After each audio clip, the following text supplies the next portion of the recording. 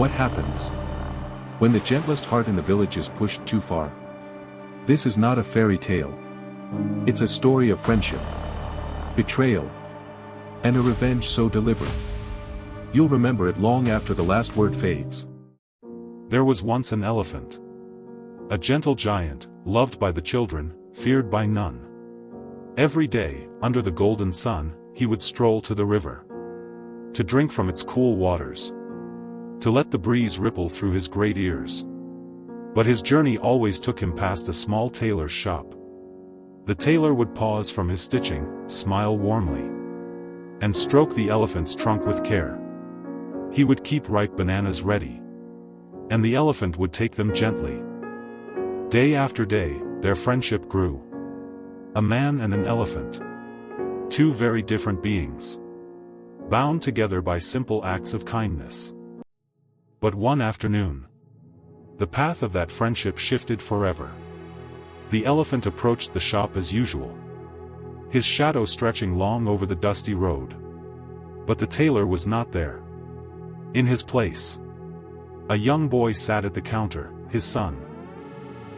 The boy looked up. No smile. Just a frown that deepened the closer the elephant came. But the boy's hand twitched with impatience. And then, in a moment of careless cruelty, he picked up a sharp needle and jabbed it into the elephant's soft, sensitive trunk. Pain shot through the elephant's body. He flinched back, the air leaving him in a huff. And in his dark, intelligent eyes, something shifted. Yes, animals feel anger too. But our prophet taught, do not be angry. Anger is a fire we must swallow. But that day, the elephant did not swallow it. He turned away, silently. The sun glared down. The wind held its breath. Step after step, he reached the riverbank. The water shimmered like a sheet of glass under the merciless sun. He lowered his trunk, drank deeply.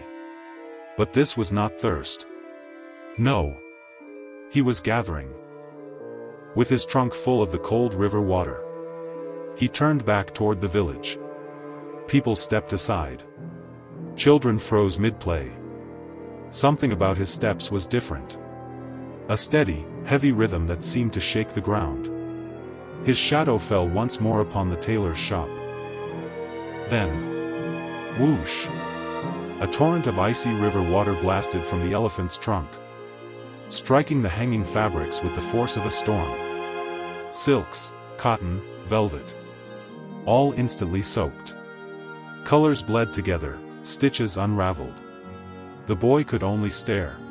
The elephant stepped back, silent, his great frame fading into the golden haze of the afternoon. That day, the shop was filled only with the sound of water dripping from ruined cloth. And the village remembered the lesson. Every action we take writes its own ending. It may take moments, or it may take years.